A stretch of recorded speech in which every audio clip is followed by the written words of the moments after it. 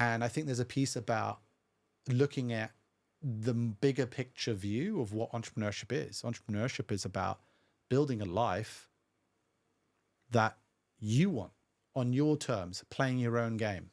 And I think too many people end up playing the VC's game and not their own game.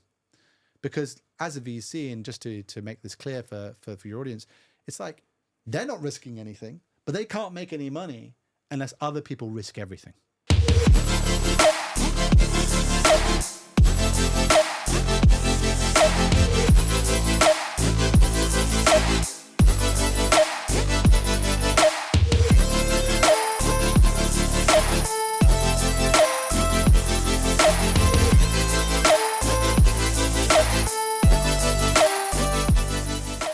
Jordan, you are co-founder of Rainmaking, which has a number of different arms, one being a venture studio. Over your career, you have also started and one of the founding partners of Startup Bootcamp, which has facilitated many hundreds of thousands, hundreds of millions of pounds into businesses and has a very large portfolio of companies. Welcome to the show. In your own words, do you want to describe what Rainmaking is and your sort of career with Rainmaking over the past sort of 10 or so years? Thanks, James. Glad to be here. So Rainmaking is a company builder.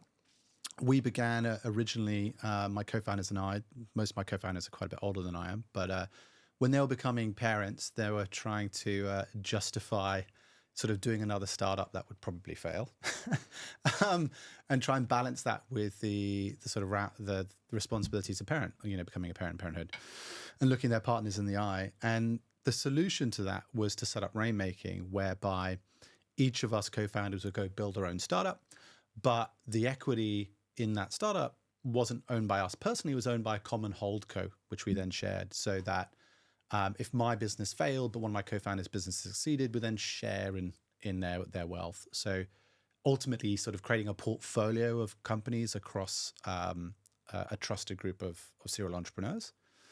And that was really to de-risk this entrepreneurial way of life for us. And so over the last 10 years, since I've joined as a late co-founder, we built a bunch of companies. There's probably about 11 or so that are still running today. The rough stats are a third have failed, a third still run profitably, and we've exited roughly a third. So a third. Awesome. So you put yourself in a number of positions to both fail and succeed. Yeah. Let's go with the good bits first then. So talk me through a few of the successes. What were the highlight story, the highlight reel, the show reel of Rainmaking thus far? Yeah, we've basically driven by the passion and the interest of individual founders. That's kind of the companies we've built, which means when you look at our portfolio, there doesn't seem to be a coherent investment thesis or theme. We've built companies in various different industries, from retail to insurance to financial services to automotive. And we've also built those different businesses and business models in loads of different countries. So in terms of the highlight reels, they're really varied. So for example, we built a corporate innovation consulting business, so a professional services business, working with Fortune 500s, helping them innovate. And that consulting business grew from about 2 people to its height about 250 full-time employees across 4 regions: UK, Europe, Middle East, and Asia. And we sold the Asian business to Bain Company last year for a sizable sum, which was enjoyable. We've also had some other successes. So created just before me, my co-founders built a company now called Able, which is weirdly a catering business. So they provide in the Nordics and the Netherlands, they provide essentially corporate lunches, which is kind of the tradition. So if you're an employee at a corporate, you would get lunch provided to you either in a canteen or service, and they have a kitchen service that provides the food and delivers it to offices across those countries. That's been a cash cow business for 12, 14 years, spits out a lot of profit, super stable. It's had a few bumps along the road with some external management we put in, but predominantly a successful business. We've had other investments within our Startup Bootcamp portfolio that have been successful. We've had some notable exits to Meta and a few others. as well as some notable failures. So we had quite a substantial investment in a fintech company called Railsbank that got to a $800+ million valuation before tanking in 2023. So close, but no cigar. And as you kind of alluded to, that portfolio now is about 1,800 investments globally. And the sort of notable winners in it at the minute, hopefully, fingers crossed, they exit. But there's a company, fintech company again in Africa called Money Fellows that's doing very, very well. Similar-ish valuations. Amazing, amazing. So, by trade, both Rainmaking and Startup Bootcamp, by definition, are company builders, startup builders. So let's go back to the origins of Rainmaking itself. Prior to that, yourself, serial entrepreneur. What I really am curious about is yourself and your co-founders at the time kind of put your egos aside and said, we're all going to go build our own startups. Now, 2 or 3 of us could fail, could expletive this up. Yeah. And the others are just going to be okay with it. We're going to diversify that risk. I think by definition, a lot of CEOs have to have some sort of ego. So I think I maybe I'm speaking for myself. I think I found it quite hard to put that ego aside. If I failed or the other side of it, if I succeeded and then my other 2 or 3 co-founders or friends potentially, maybe I don't want to say leeching off my success, but they enjoy that success. Yeah. I don't know how that dynamics ended up. No, it's worked out really well, but I think one of the defining factors for each of us is that when we got together and Rainmaking was founded, it wasn't our first startup, right? We'd tried it multiple times individually out in the wild, and we'd had failures. And I think when you're a first-time founder, you have this reality distortion field where even if people tell you the statistics, like 75% of all startups fail within the first 2 years, or like the likelihood of becoming a unicorn is 0.0001, like it's tiny, right? Let alone being, the likelihood of being the original founder and making it to the CEO or remaining as a CEO post-IPO, like the Mark Zuckerberg story, like that's even rarer, let alone the likelihood of creating a Meta, right? So even if you hear these stories, they go in one ear and out the other, because you have this passion and you have this belief, and there's this thing about you really want to change the world, and you kind of think, well, I'm not going to be one of those statistics, like I'm going to succeed. And I think you need to have a little bit of that reality distortion field to kind of do this, because if you're completely rational, why would you do it, right? There's this piece where if you're completely irrational and less emotional about it, you'd have better odds going down the casino, putting all your money on red and spinning the roulette wheel, right, than starting a startup. And I think for us, at least, my story in particular was once you tried that, you kind of been humbled a bit about the likelihood of you succeeding. And then the question becomes, how do you continue in that way of life? How do you continue living the life you want to do, pursuing your passions and pursuing the things that give you purpose, but acknowledging the actual risks that are involved and not ignoring them? So not just crossing your fingers and hoping for the best, but really acknowledging the fact that more likely than not, you're going to fail again and again, right? And so when you think about that, the question is putting more of kind of I would say, a traditional investor's hat, which is, how do I get an asymmetric return? How do I build a scenario where if it works, I get an outsized win, but how do I protect my downside? And a lot of first-time founders don't think about downside protection. And I think for us, the older you get, and as I said, if you're balancing the responsibilities of being a parent and being, a contributor to the family, how do you do that? And so our conclusion was to set up Rainmaking to allow us to keep living the lives we wanted to live, but doing the downside protection. Now, that also means that in our world, if any one of us did happen to build a unicorn, actually, given the fact that we split things 6 ways, basically, none of us would become billionaires in our model, right? So, because it caps the upside, but it limits the downside. But limits downside. And for us, we felt that was the right balance. And more importantly, because if we looked around the room and we really have that trust and that respect across the 6 of us, it's like we've kind of felt that, well, if the 6 of us are going to build companies, surely it's going to be multiple winners. Yeah, right. yeah, yeah. And so across and over a long period of time, those multiple wins will net out in a better scenario than if we just pursue this path by ourselves. And I think that's been true, actually. I think if we look across the portfolio we've built, and I come back to those statistics, a third have failed, where 2/3 have worked. Some being profitable cash cows that have enabled us to invest and start new businesses, and others have just been straight out exits. And yeah, I'm really grateful to having sort of lived those past 10 years as part of the partnership. Amazing. Yeah, it sounds like you invested your time and money in a stable market fund, and it's just it's just grown sort of incrementally in a safe way over that time. So I guess, what about the playing field that you came into Rainmaking on? You'd had some fails, you'd had some wins. Let's cover the wins first. Again, let's cover the wins. We'll definitely get to the fails in a bit. But did you come in as an exited founder with loads of cash in the bank and you were super comfortable? What was the level you needed to be at to kind of do that level with Rainmaking? Because not a first-time founder who's not had their first win probably couldn't go into that position like Rainmaking.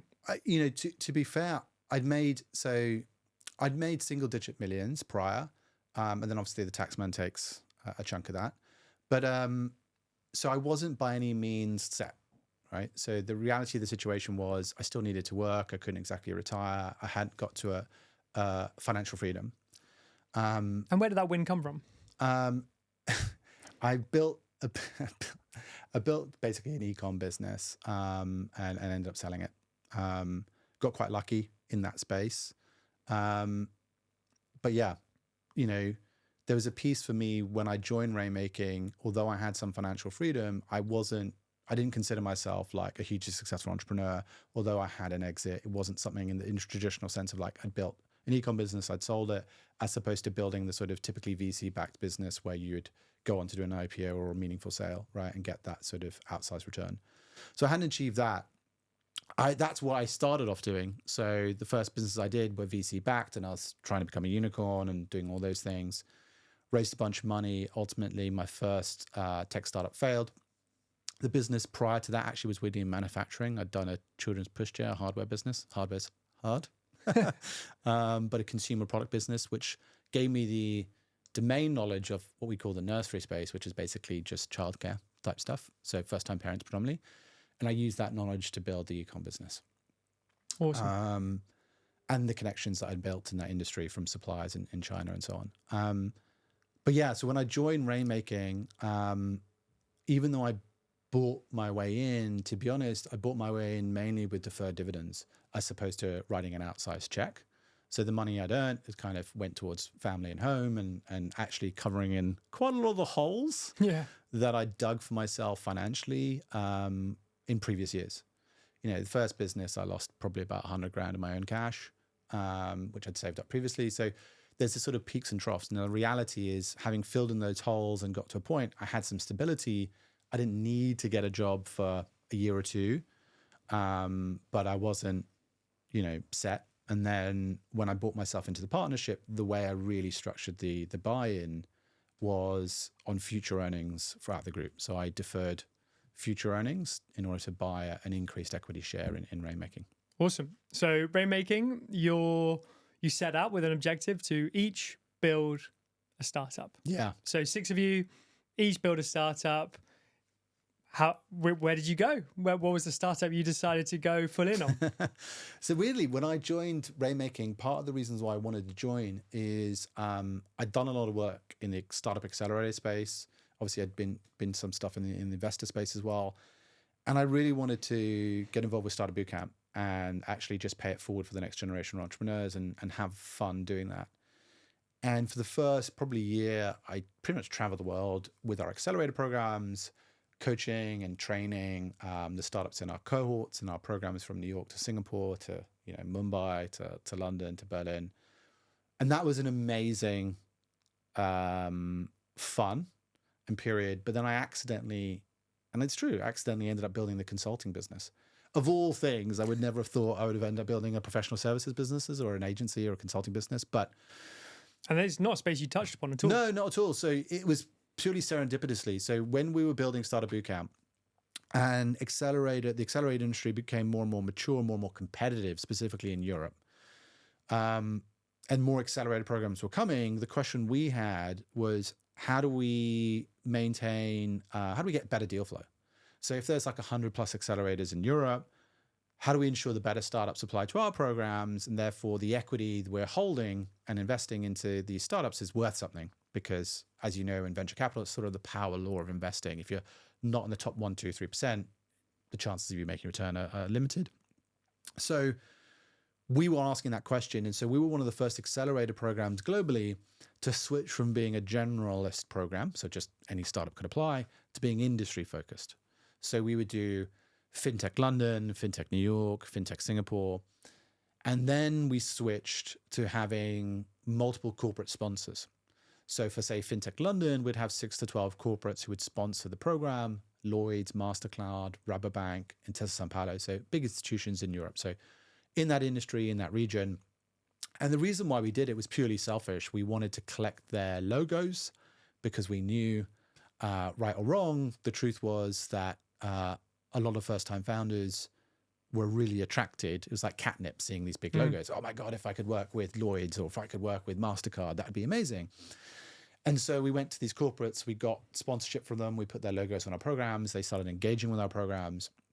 And so we were the first accelerator program to be both industry focused, but then multi-corporate backed. And that led to a very unexpected event where corporates started going bananas for accelerator programs. And then more importantly, corporates started to come to us with wider corporate innovation challenges. So they were like, look, this accelerator is fun, but these startups are way too early stage to us do anything commercially meaningful with. We're struggling to engage with them. Also, we're struggling with our culture. We're struggling to do like CVC investing. How do we do this? And at the height of Startup Bootcamp, we had 85 Fortune 500s around the world attached to Startup Bootcamp. That's a lot. And so we just had an insane amount of inbound interest from corporates to kind of asking us to solve their innovation challenges. The model for that wasn't an accelerator business. The model for that was basically a consultancy.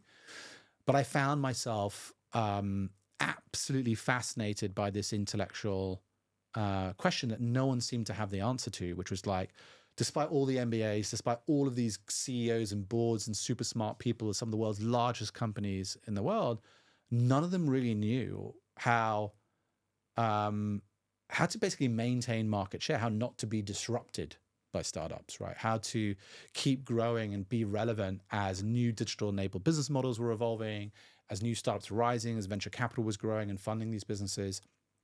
So think of it in the early days of like, WhatsApp destroys telcos, core revenues.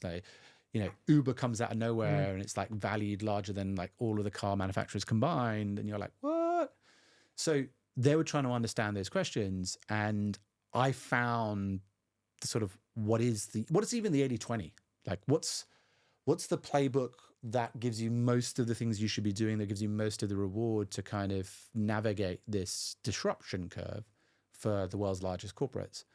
And no one had an answer for that. And I was like, well, that's fascinating. And so I accidentally built this consulting business to try and solve that question and answer that question, which we sort of did over time. And that's kind of how we ended up building this consulting business that got to about 250 full-time employees across those 4 regions, ended up selling to Bain last year.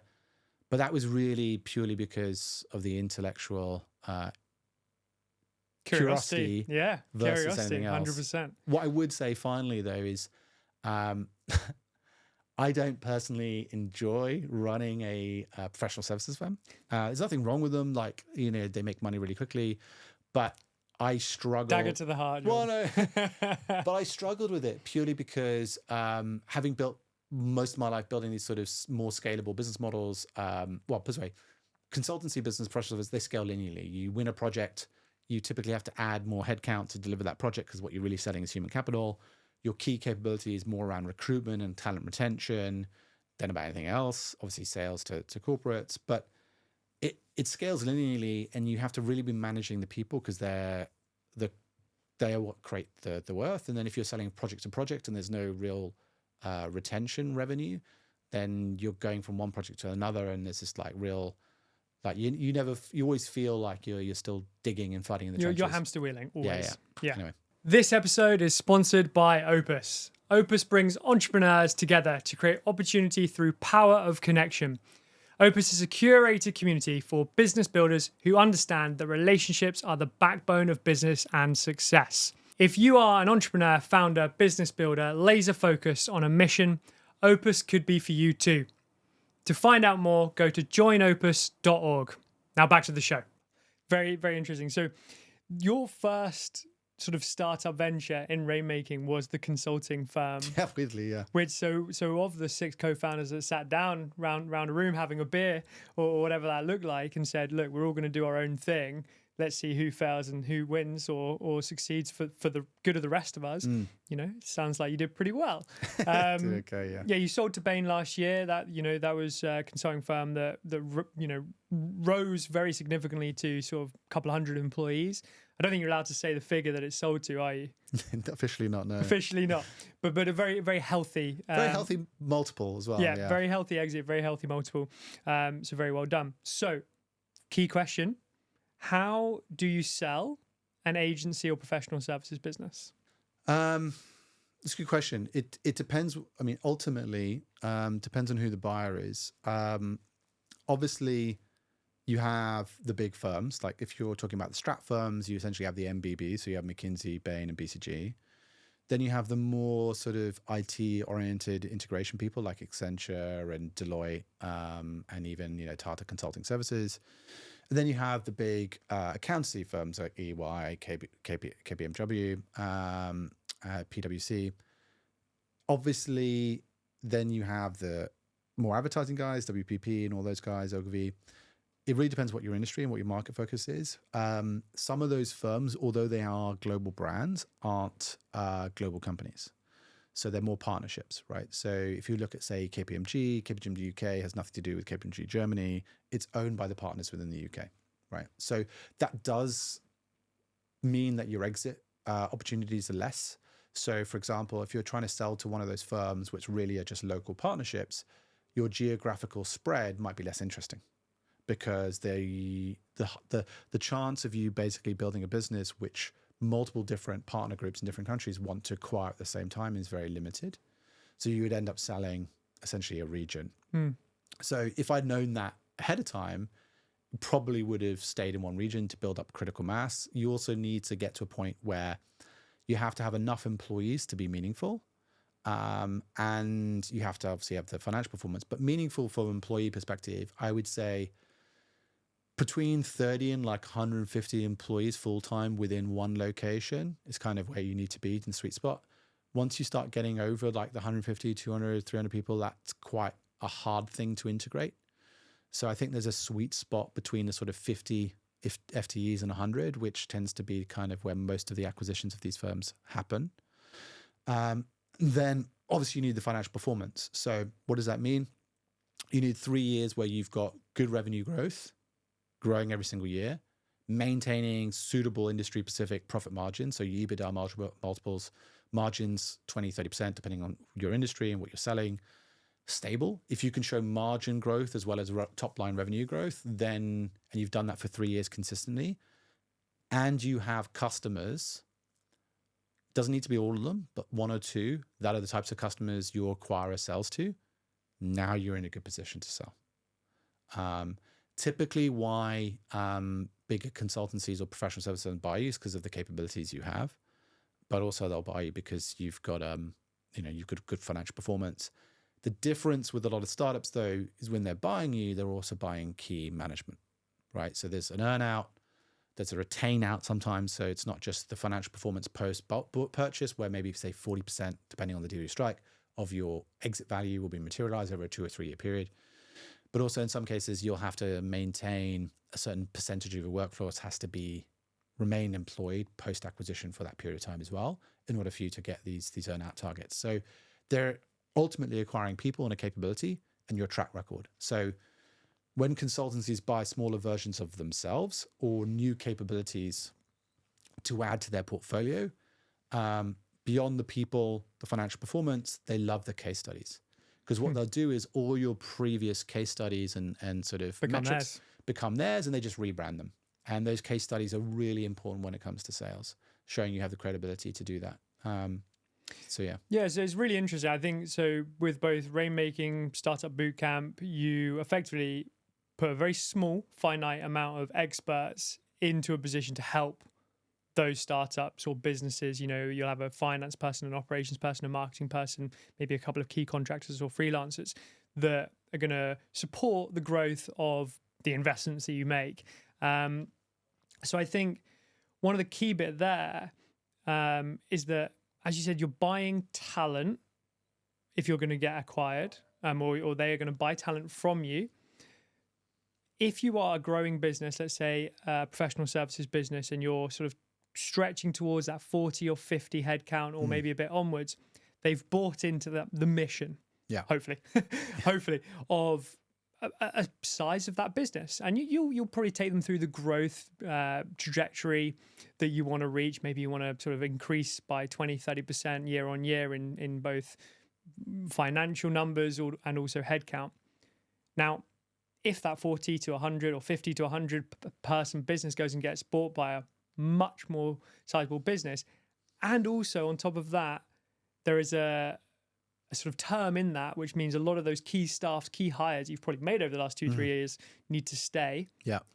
How do you balance the leadership team's goals and ambitions to exit with the culture fit going into that business?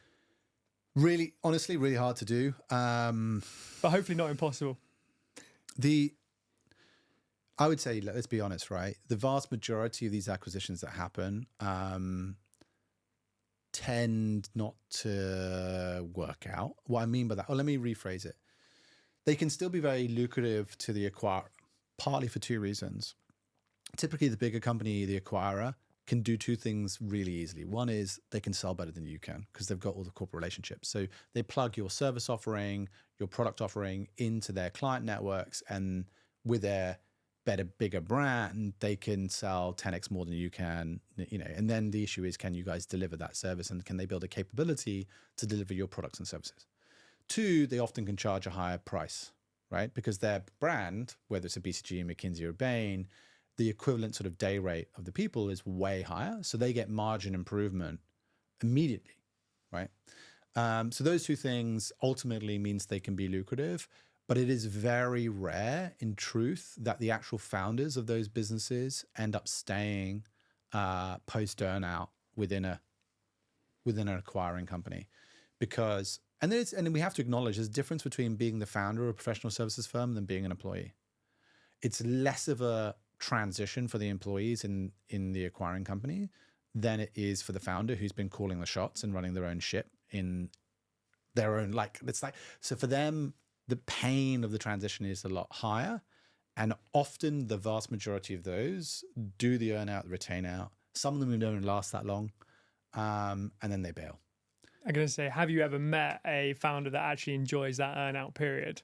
I don't think so. I mean, it's hugely stressful because, look, the terms of any acquisition are negotiated on a case-by-case basis, right? And so there are cases where founders have got the vast majority of the cash up front, and so they basically walk on day one, or they token stay around, or, you know, or they don't have to stay around.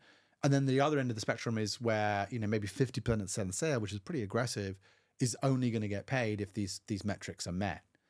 That's stressful. And it's stressful because you don't have the same freedoms post-acquisition to meet those metrics that you did when you're running the company itself, because you now need to operate within the acquiring organization. And that can be really hard to navigate. So sometimes what's really frustrating for these founders is they do an exit, they go into the acquisition, and they struggle to navigate the organization, and kind of not because of their lack of skill, but, you know, these new barriers get into the way, and they miss these targets, and then they don't get a large chunk of money that they'd kind of mentally banked. And let's face it, we all mentally bank it, because when you agree a price, you're kind of agreeing a total price, even if it's tranched over performance metrics. You kind of think about the large number, and when maybe half or 60% of the large number is what you end up getting, that's a lot of money you're leaving on the table, and emotionally that's quite difficult to deal with. But I mean, I don't think it changes from trying to reach a very small target in the grander scheme of things, right the way through to you earning your buyout. I mean, you could literally be dreaming of what that 1 or 2 client wins looks like, and you're already planning what you're going to do with the money. No different to when you've sold the business and you're thinking in 2-3 years, I'm going to get a nice injection of personal cash. And your mindset completely changes once you've made some money, right? And you know, another example is this is like there's different quantums of making money, right? There's financial freedom where you don't technically need to work again. That's a completely different mindset to be in, because then the only work you do is because you choose to do it, not because you need any money from it, right?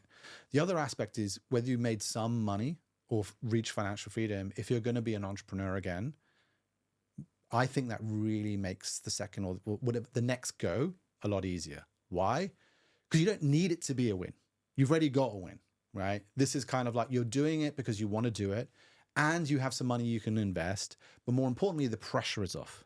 Like if this fails, it's like you're going to be fine, right? It's not something where you're counting the years that go by, 2, 3, 5, 6 years in, 7 years in, and you're like, if this fails, I end up with nothing, and I've lost 6, 7 years of my life, and so that financial pressure or that mental pressure is off, which I think makes it easier to build the next business. But more importantly, I think it actually increases your chance of success, weirdly, on building the next business. So I completely agree, but I think there is a conflicting headspace for this, right? So once you've had your first win, you then go into entrepreneurship and the next founder journey with a bit more ease, and probably will perform to a higher level because you have had a level of comfort, potentially. Yeah.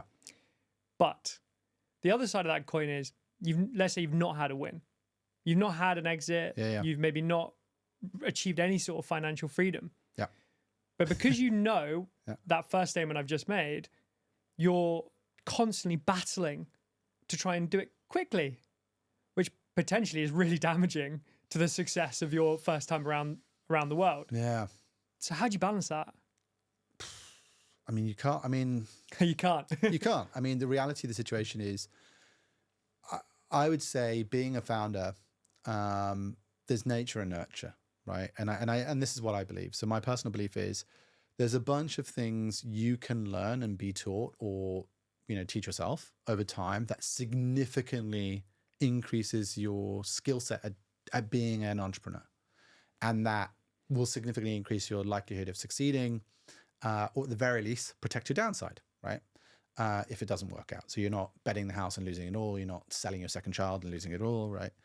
You get a bit wiser to the game. I think that is true. The one thing that I think you can't really teach is fundamentally how you're wired. And I mean that both like emotional resilience, mental resilience.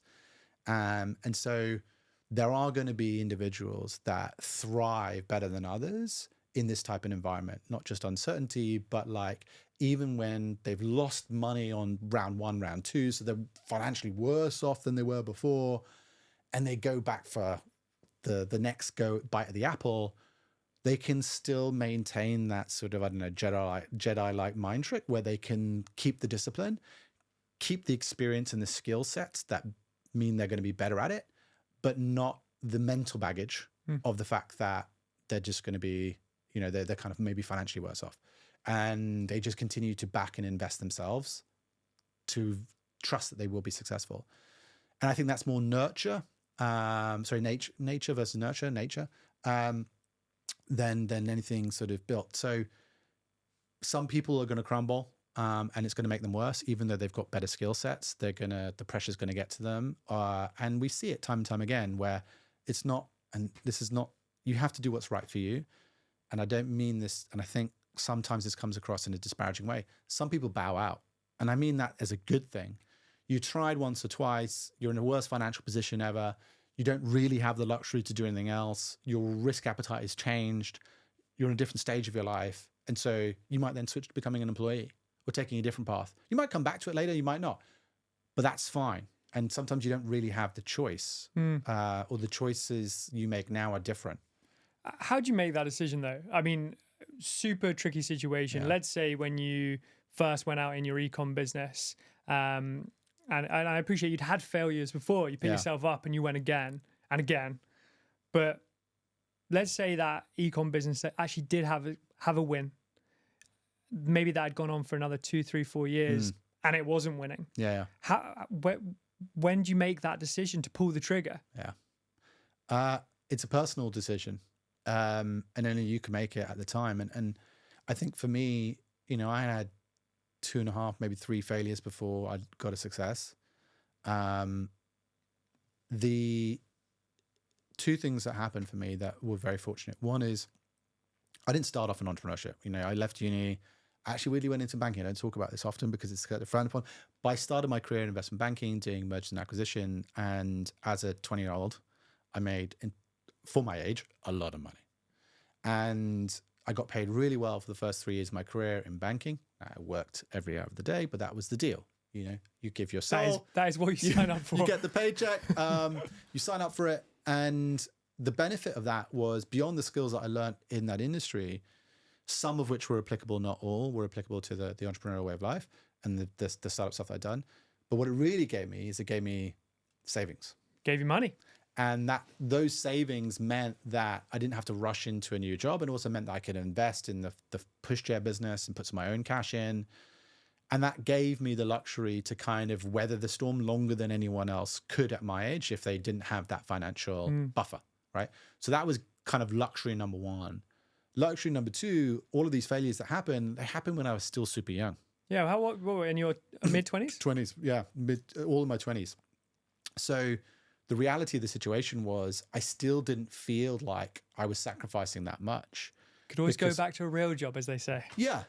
And I genuinely felt that. I had a good degree from a good university. I'd done 3 years in banking. You know, I'd built these skill sets. Even if all of this stuff had failed, even the ecom business had failed, I wasn't worried about my employability at least from a CV standpoint. I felt I had the talent that I could go and do that. Therefore, what was I really risking was my mindset. And so that changes though if you're later in life or if you have kids or if you're married, right? It suddenly becomes a decision that's not solely yours. I was single, I was young, like worst case scenario, I go join a job somewhere else. Maybe I join a consultancy, like who knows, right? It was like I was smart, I was capable. Like I really didn't think that as long as I could cover a roof over my head and put food in my belly, which like I could. Worst case scenario, I probably could have moved in with my parents, to be frank, right? It's not 100%. As if I would have ever really actually starved or struggled for a roof. So I could have moved, and I did for a period actually. When I was doing the manufacturing business, I moved back with my parents, much to my parents' disgust, but like helpful. So, you know, what was I really risking? That changes later in life. Yeah, so if that's your situation now, wife, family. Yeah, and it is different, right? Completely different, right? It is completely different. And my risk appetite is way lower than I was in my 20s now. You know, I'm in my 40s, got a 1-year-old daughter, I've got, you know, a mortgage. I didn't have any of that back then. So back then it was like, I want to stop paying rent. I give up my tenancy agreement. Yeah, it's like exactly. rent bill gone. It's like, so, you know. What makes you a founder? As in, you know, you went into investment banking was actually a very logical step, really.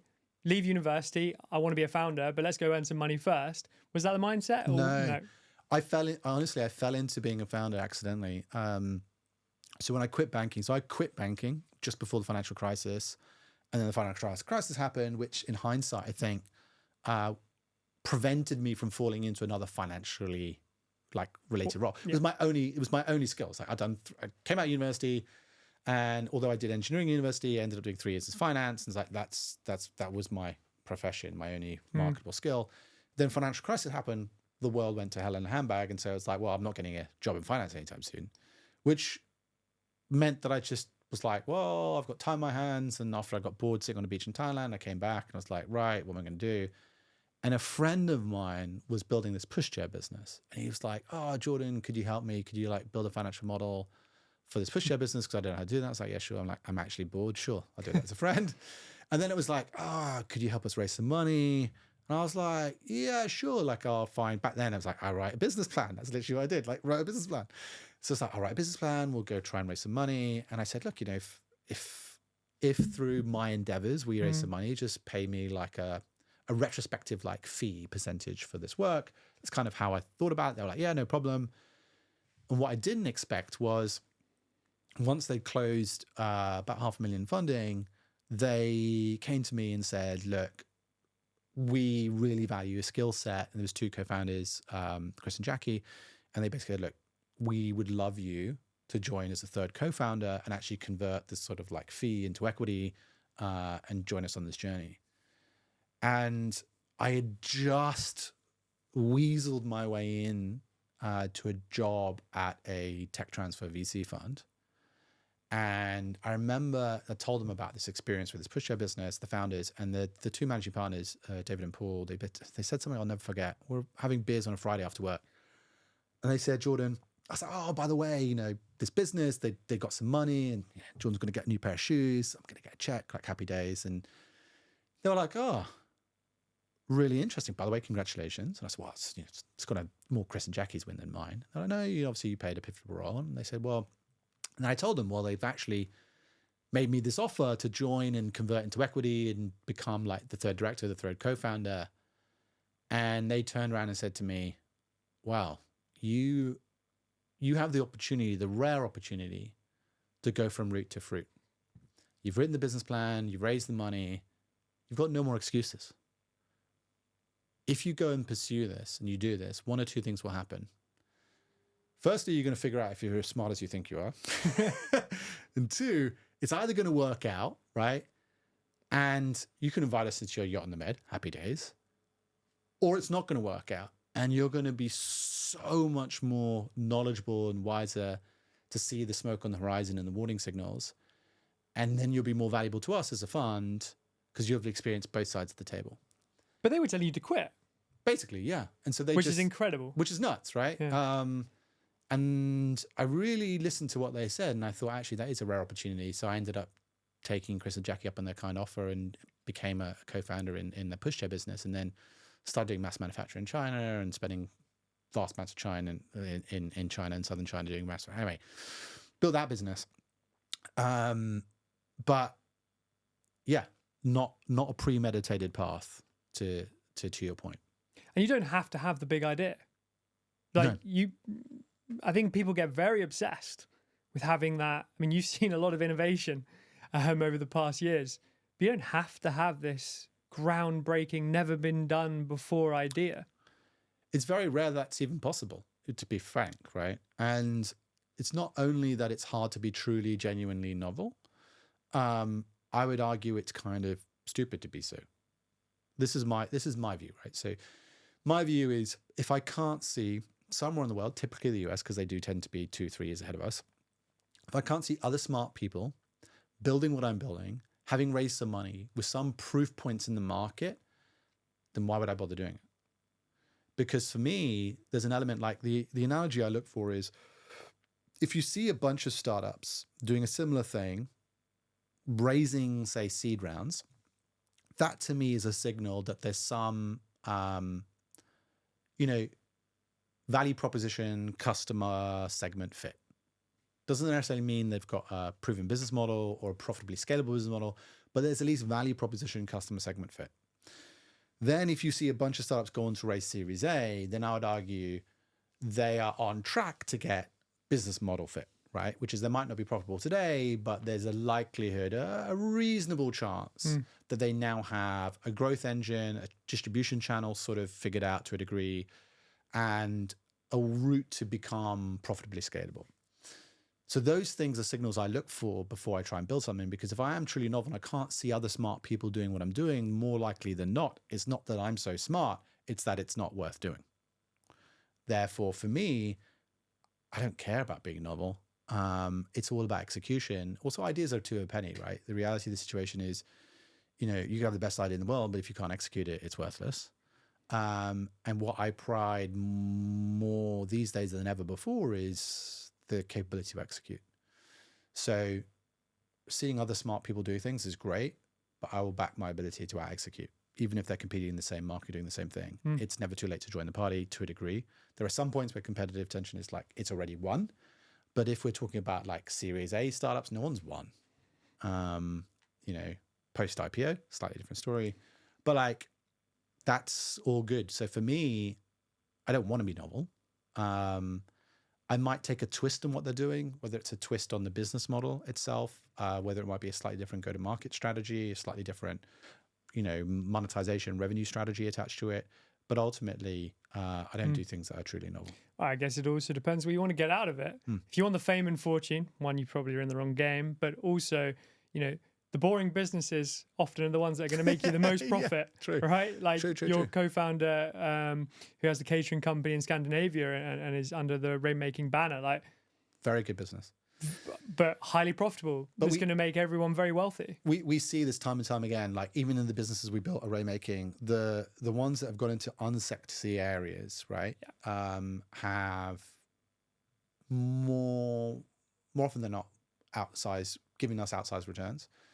And that's another way to phrase it is because unsexy is hard to follow. So it's maybe a more tangible example, a more tangible advice I'd give is you have a choice as a founder. Obviously the industry, obviously the geography, but like who your customer is, right? Who your employees are. All of these things you choose. And you can choose a market that's just less competitive. And you can choose a market. So for example, like we have a business still in North America that's in construction tech. It's in construction.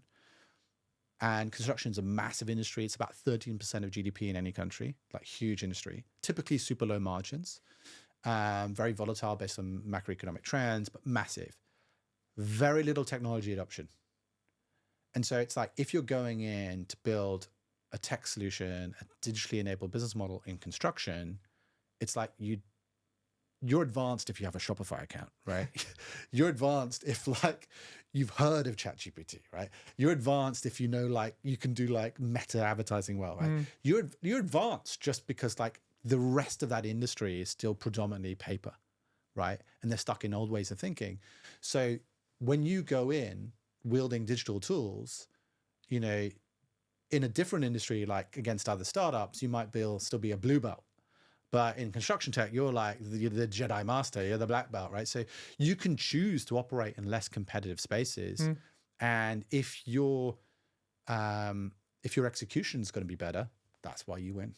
Yeah, 100%. I mean, the most tangible example for me is if you go to a hairdresser or let's say a plumbing business, no disrespect to either of those industries, it's pretty unlikely that they're going to have a sexy website, the best booking form.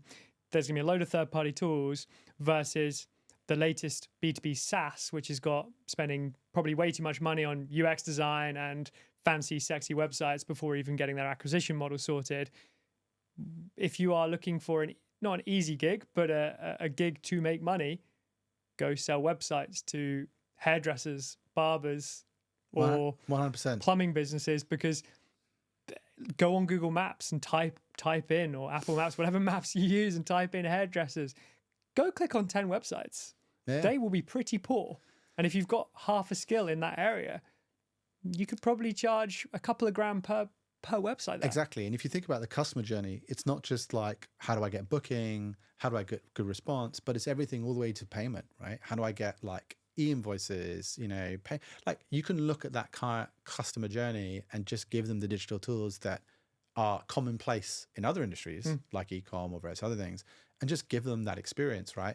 Actual emails, giving them updates, blah, blah, blah, like here's the paperwork, here's this, and here's a quote, doing it on time and doing it better. That would be a game changer from customer experience perspective for that industry. And like to your point around creating those websites, now it's even easier than ever to do, because you can essentially use AI to screen scrape all of the websites in the industry, create new copy, create templates. You can even create design templates, and then specific to their business, you could pretty much automate the process and do that at scale. So it's not even the pace where you're like manually building a website for people. Like most of it, 80% of it could be like pre-templated to a degree. Yeah. I mean, you can do it for a much more affordable price point. You'll get more pickup. You can do it at scale. Totally. But also there is a level of those people in the business are probably expertise rich and probably tech poor, potentially, not necessarily. Yeah, totally. So therefore, even if it is easier than ever before, they still are unsure and scared of that space. It's not their profession, right? Exactly. You're not going to go in and be a plumber because you're not You're not the plumber, right? You're not the I one have no who's trained. plumbing skills. You're not Corgi registered, do you know what I mean? But so each to their own, and you need to play to your strengths, and you need to acknowledge your weaknesses. And so that's symbiotic. But what I would say that I'm a bit annoyed about the startup ecosystem is a lot of I don't want to call it the hype, the culture, a lot of the a lot of the pressure of the startup ecosystem is driven by, I would say, very selfish needs of the venture capitalists. And what I mean by that is, so often than not, lifestyle businesses are a term that's kind of derogatory. Yeah. So what are you building, James? Oh, I'm building this, I'm building websites for a bunch of plumbers. And everyone's like, oh, that's cute. Yeah, okay. So that's not going to change the world. And that's somehow derogatory. And there's the vast majority of SMEs, which are the biggest employers of any economy, are the backbone of any economy, aren't these unicorns. They're such a small percentage of this world, but they take up so much of the media, so much of the attention, where it can often be seen that if you aren't trying to build the next Meta, the next Google, the next OpenAI, you're a failure, or you're a loser, or you lack ambition. And I think that's fundamentally wrong and flawed. And I think there's a piece about looking at the bigger picture view of what entrepreneurship is. Entrepreneurship is about building a life that you want on your terms, playing your own game.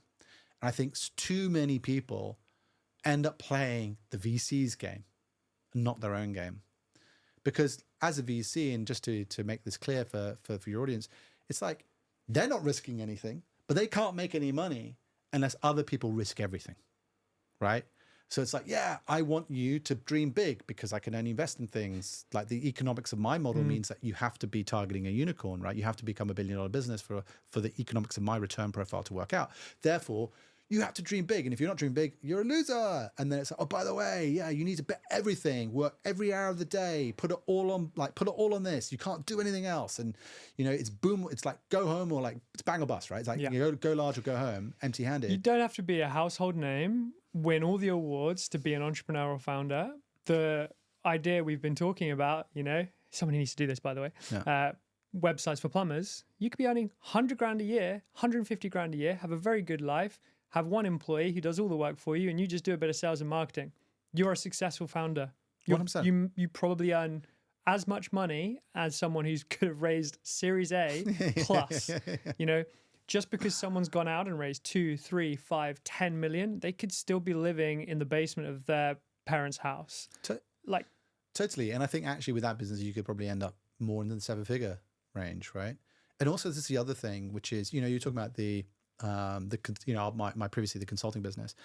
One method is for that to exit. Another method is it just makes profit and you extract profit as an owner, right?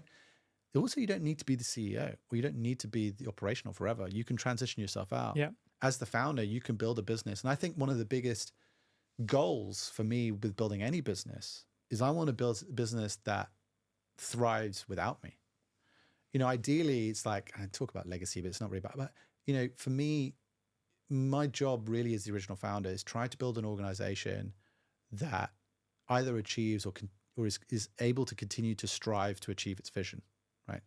And that organization needs to survive without me. If it falls apart when I disappear, that's really fragile, then I haven't really built anything.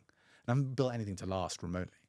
So for me, one of the biggest skill sets, or one of the biggest achievements, is to build an organization that will outlive you. Right? They'll survive without you, which also gives you the fortunate, puts you in a fortunate position to choose, do I still want to be operational? Because as you get older in life, I've got kids now, I actually want to be there every single day for my kids, or bath time, bedtime, or whatever, or I want to spend more time with my wife, or I want to travel a bit more, I want to do other things. You could do all of that and still have your cake and eat it if you hire a CEO to run the business behind you, or a CTO, whatever your role was. And happy days. Yeah, happy days. So, I think that's also, if you've got any expertise in let's say digital marketing, you've got skills in digital marketing, maybe you're really, really fine-tuned at meta ads. Yeah. That's your skill set. Yes, there are a lot of competition out there for meta ads. However, a lot of businesses run on things like meta ads and paid advertising. Yeah. So you go and set up yourself an agency. By definition, it should be profitable. You are selling your services for more than it costs you. Initially, that's just your own time and energy, but as you grow and scale, you should try and remain profitable Totally. for the majority of that time. But let's say it's two co-founders, 50% each. Yeah. I mean, we could dig into equity splits down the line, but 50% each, and been doing it for 5 years. You have earned a good amount of revenue. You're highly profitable. You've got good case studies, and you're thinking, do you know what? I'm in a pretty happy position here, but I always wanted to step away from the business. What is that next step? So you've probably got to find someone to take over that role of, let's say, CEO. Yeah. You would naturally, I assume, give them some equity. Yeah. And you would take your equity, you would give them some of your own equity. And then you just, take dividends each year, and that could be a good amount of money. Yeah. So, I mean, the short answer is you'd probably, more realistically, you'd give them equity or equity-like structures. So you'd still want to incentivize them with the same mechanism, which is based on the performance of the business that they're now running. They will share in the performance of the business, which goes two ways. One is if the business is doing really well and it's growing and it's profitable, then they get a chunk of change. Yeah. If the business turns the other way, then they don't, right? The reason why I say it's probably unlikely to be equity is because you just have this tax issue where if you actually did issue them shares, HMRC will say, well, we need to be issued at fair value, right? And so you have this scenario where they either need to pony up, because if you gift them to them, they then get a tax bill. So let's say I give them, let's call it 100,000 shares of X price each. That will be considered as personal income, and then they'll have a tax bill in that tax year to pay for those shares that have been gifted, right? You can use other mechanisms that defer that tax until like an exit point, but it still will be due. So equity, although it can be done, you can do things like growth shares. The reason why I say that is actually structuring it isn't as easy as just giving them common stock, right? Because you're bringing them in when the business is at a later stage. You can use advanced structures to get around this, or you can just use things like profit share, where it's like, cool, based on the profit, you'll get bonused. And similarly, if this business exits, we'll give you the equivalent of X% ownership via like a one-off payment, right? Yeah, one-off bonus payment. Yeah. So there are some tax instructions of how you structure it, but like those complexities aside, absolutely, you bring in a CEO, or you bring in a management team, and you then need to. The first thing is you need to incentivize them correctly, right? Because what you incentivize is the behaviors you get, regardless of skill set. Sorry to interrupt. Is this typically an employee that you promote within, or do you typically look outside and then in? Either or, right? And I don't think there's a typical path, right? It's a case of there are pros and cons for both of these things. It depends what the business needs at its stage. If you have someone who's part of the culture who you can promote from within, it's a little bit easier. You don't have to do a search for it. There's existing relationships, there's trust. But the question is, do they have the skill set, or could they rise to the challenge of doing that? Then the other option is you bring someone new in who has maybe a proven track record. So they've maybe built and sold, agencies before. So they're coming around for a second or a third bite of the apple, especially when it comes to the sale, like they're going to be quite instrumental. And so you might bring in someone who kind of goes, oh, I know, I've been at a 200 employee and I've taken it up to 500. So you have these sort of typically two choices. It's a judgment call. There are pros in theory to the latter, which is like proven set of hands, made the mistakes, know what they're doing. But integration risk, how do they come in? How are they going to deal with the culture? How are they going to fit with the rest of the team? The other issue is it's still really hard to get that recruitment right. Recruiting in someone to be a CEO, right, which replace you as a co-founder, even if they've had past successes and you think on paper, like couldn't be a safer pair of hands. They're even way better than I am, right? I've seen those types of people being given the opportunity and then get in and fail. And they fail for maybe non-obvious reasons. Maybe it's because actually they've just lost the hunger or something else, or, maybe you oversold the business. And so they join and the business isn't as mature and as stable as you maybe led them to believe. And so they become a little bit disheartened by that. And so their performance drops. So there's various things like that. But often as well, if you're bringing in an external person or you're promoting from within, regardless of either of those things, you as the outgoing founder can still mess it all up. So you're going to have to fundamentally change your relationship to your business and your Monday to Sunday. And what more often than goes wrong is you actually have the right talent, whether it's promoted in or brought in externally, and you basically just get in their way. Because you can't take yourself out of the business. Well, yeah, because all you kind of do in terms of your time changes, but here's a good example, right? So you're still in the company Slack, right? You tell to the company, hey, I'm no longer the CEO. Here's, Claire. Claire's now the CEO of the business. She's going to be running everything from this point on. And everyone's like, great. And here's Claire's background and her experience was like fantastic. And then, maybe a month later, doesn't matter, a period of time later, someone Slacks you and goes, hey, Jordan, Claire's thinking about doing X, Y, and Z, or the company's about doing this, and I think we should do that. What do you think? And then you're like, oh, and then as soon as you respond and you give them an answer, you've now completely undermined Claire. And even if Claire would agree with you, the reality is that individual who's probably a high potential within the business, suddenly now realize, oh, Claire's not actually in charge. Jordan is still pulling the strings. And so suddenly all of Claire's authority and trust gets completely undermined. And then Claire struggles to get anything done. And everyone's really waiting for you to call the shots again. But you're on the golf course, right? And so you end up in this scenario where you can unknowingly sabotage your own business outside of the skill sets of these individuals by falling into old habits, even if it's literally just one message. These things have lasting effects. So it takes, and I've made loads of mistakes doing that, where it takes real discipline for you to not just choose the right person, promote the right person, but manage the transition. So the period where there's a handover period, that sort of transition period, then there's a step away from the business. And then your role post stepping away and how you interact with the business has to change.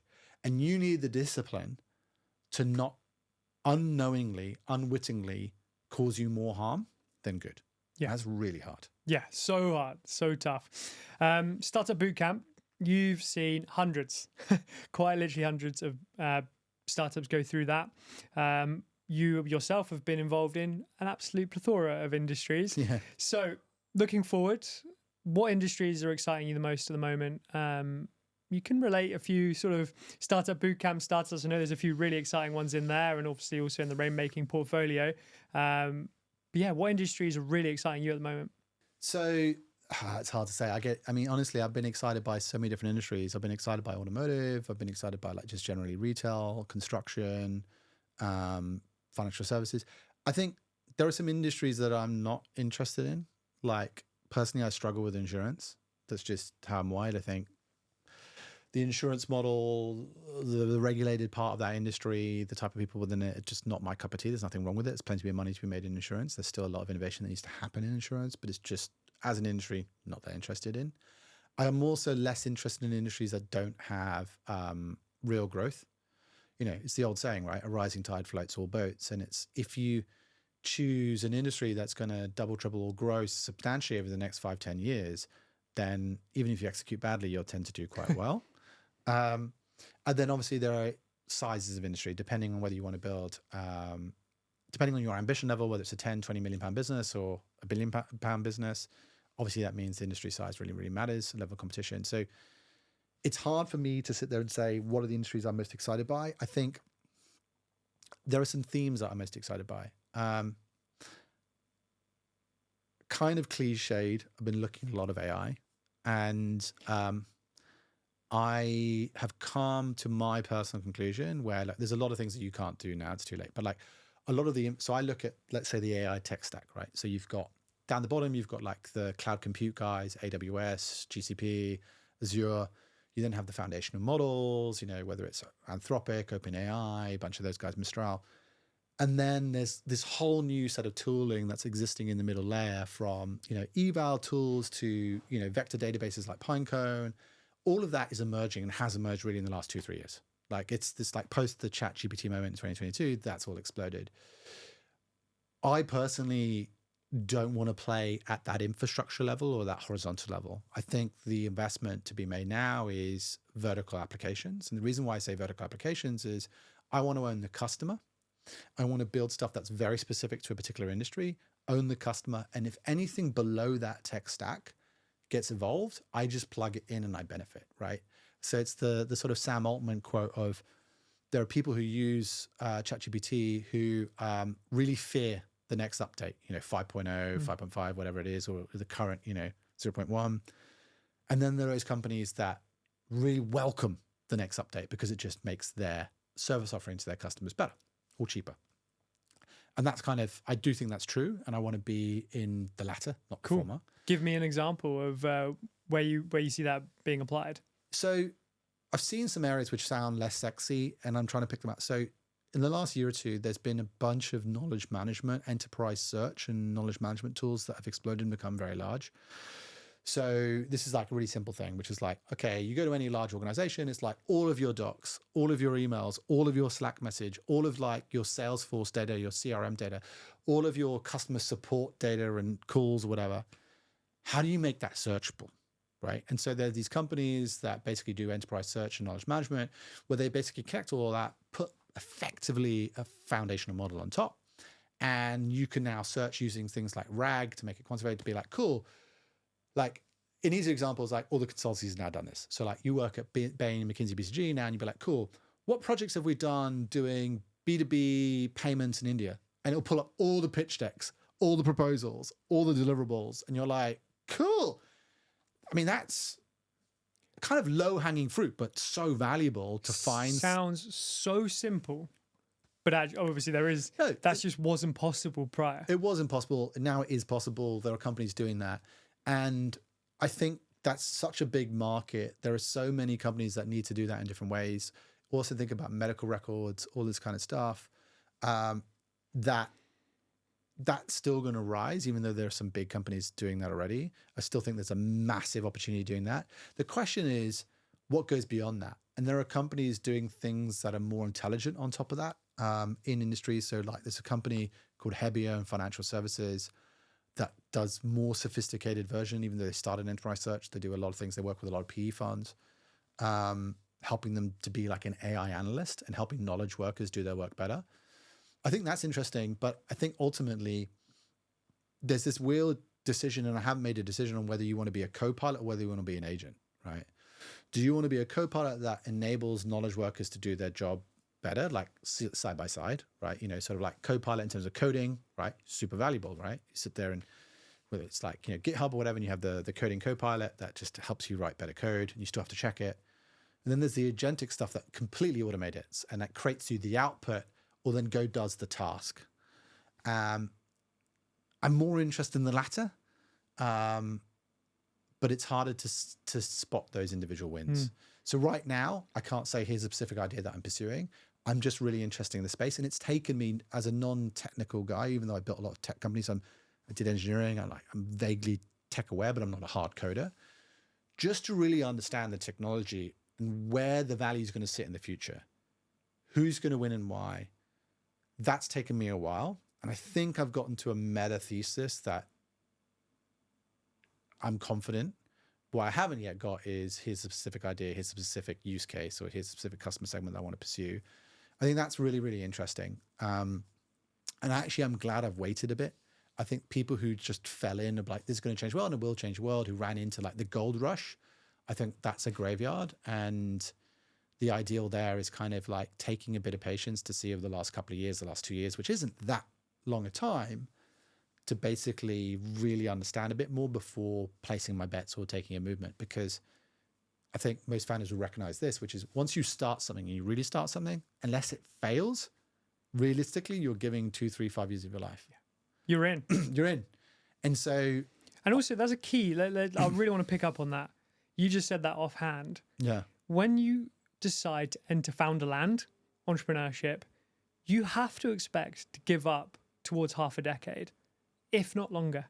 I don't want to say there's no quick wins, but realistically, if you have any shape of success, get through the first 365, and after that, you've got to put in another 3, 4, 5 years.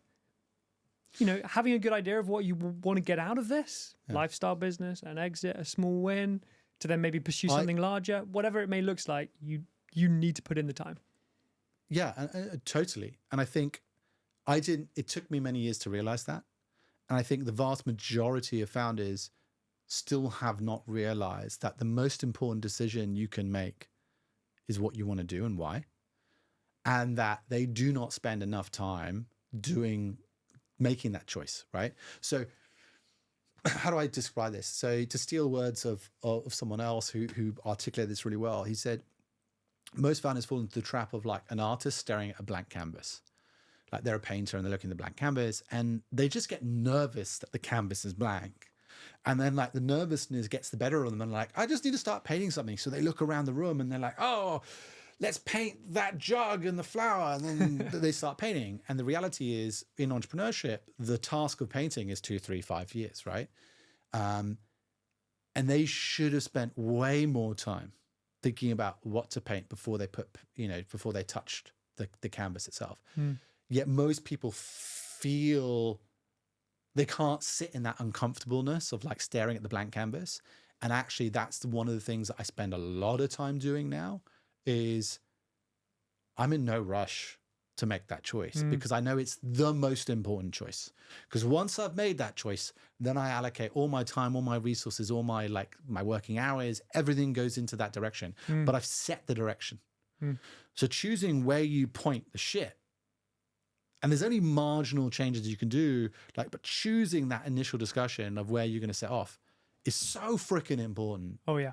And I think so many people do not spend enough time, enough due diligence, enough patience really sitting and living with it before fully committing. They're just trying to rush to do something. Yeah, 100%. So let's go right there then. So are we going to see Jordan back in the CEO founder seat sometime soon?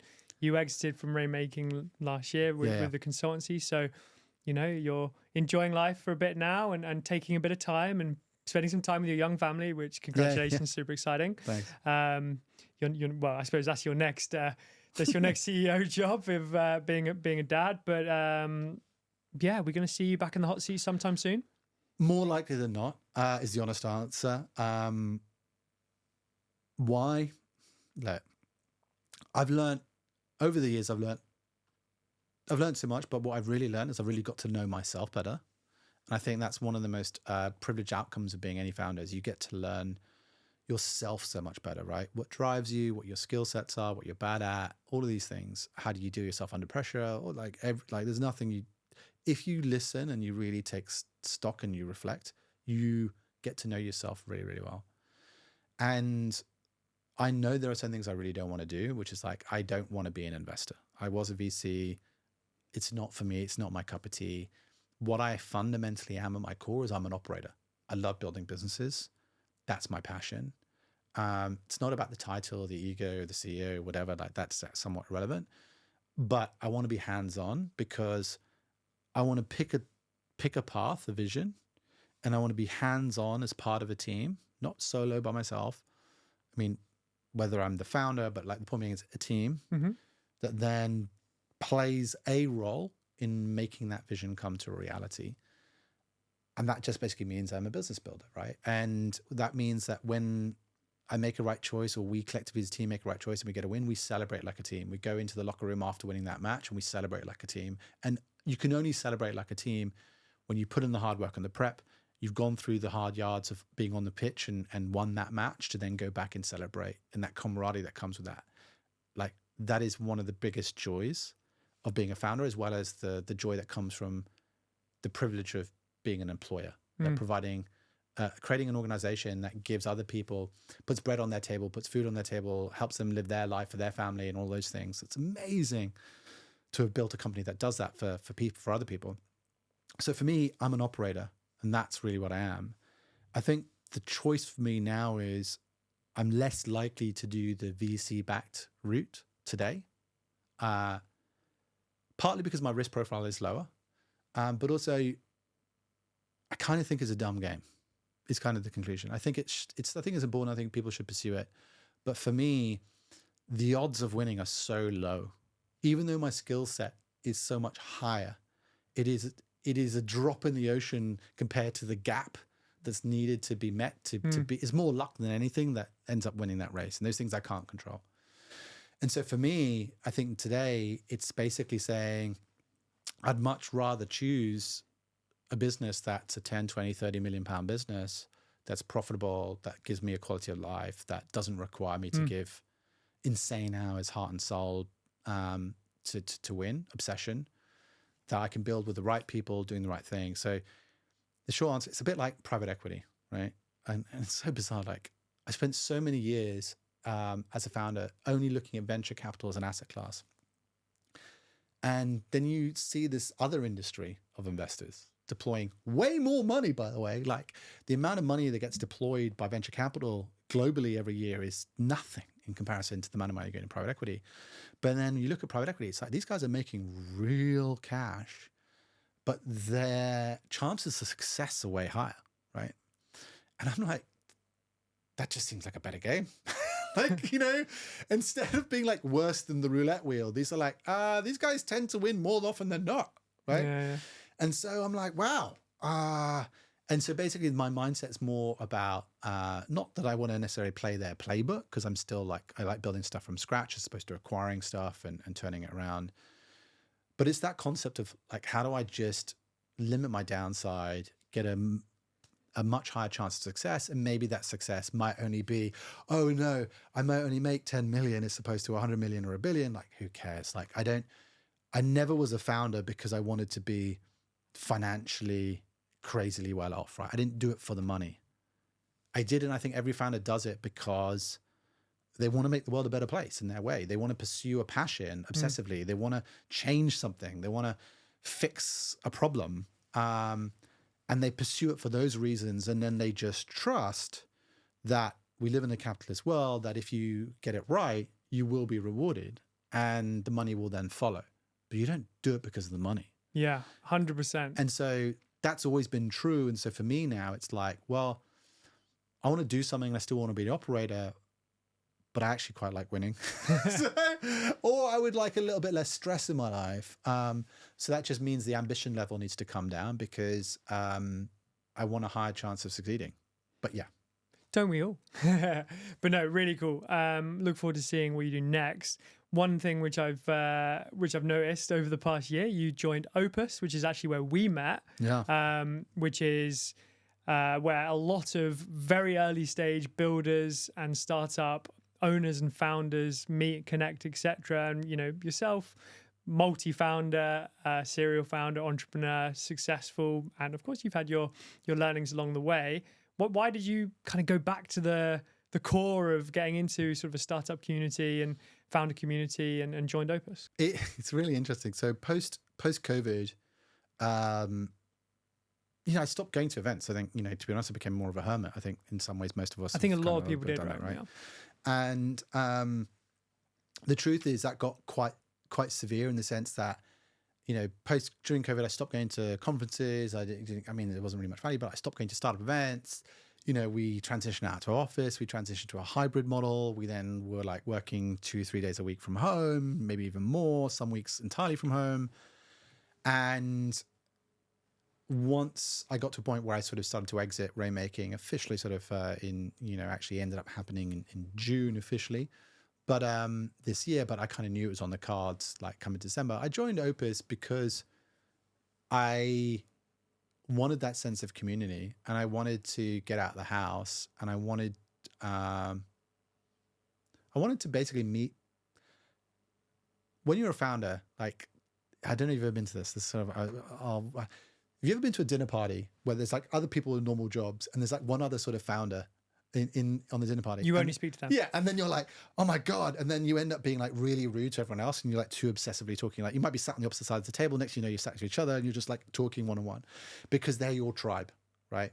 It's like the old sort of saying, you know, another fisherman recognizes a fellow fisherman from afar, right? And I think it's this piece of like hanging out with other founders just gives me joy. Right. And energy. I get inspiration. I also get joy about if there's some advice or something I could do to help them on their journey, paying it forward. So for me, it was a pace of like, how do I get my social life a bit back on track? how do I get out of the house? And Opus, when I came across it, just really resonated with, here is a pre-vetted tribe, like pre-vetted group or community of my people that I can just hang out with, talk shop about, and not bore other people while we talk shop, and actually learn and get inspired and hopefully help some other people along the way, their journeys. Awesome. So for me, that's why I joined, for like the most basic sense of community. Not because of any business need, actually, although I believe there have been some really good business outcomes that have come from joining Opus, but it was mainly just to hang around with people that I love. I'm a nerd. I'm a business nerd. I'm a massive geek about all things business and investing, and to find a place where you can geek out with other nerds is just enjoyable. Yeah, I love that. Well, you are a bit of a nerd. You got a Masters of Engineering from the University of Oxford. So, talent and skill versus luck. What do you think is more important for a founder?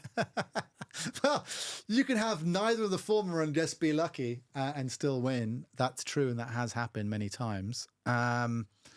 Look, I think it's a combination of things, right? As like Napoleon used to get asked, what do you look for in your generals? And he goes, I look for generals that are lucky. And I think there's a part of truth with this, which is you can increase your luck in your life by taking certain actions. There's this old, like, if you choose to go through life in a certain way, one way versus another, you will open yourself up to serendipity and biggest events. There's this story. You've ever heard the story of the three princes of Serendip? It's amazing. So Serendip is Sri Lanka, modern day Sri Lanka, but the old island of Serendip. There's a story of three princes of Sri Lanka or Serendip who all got invited to this wedding at the other side of the island. And the three princes went to this wedding, and they all chose different ways to get there. One of them walked all the way, one of them went on horseback, and the other one went inside a carriage, closed carriage. And it talks about the nature of their journeys, right? And the one in the carriage, obviously, he's in his closed bubble. He gets from A to B, nothing really happens.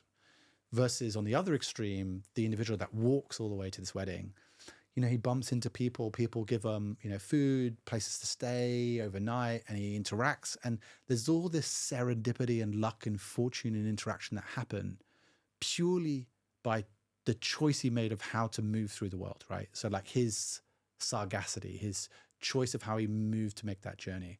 And I use that as a metaphor for there are things you can do in your life and in your business that significantly increase the likelihood of lucky things or serendipity, fortunate things happening to you in your company.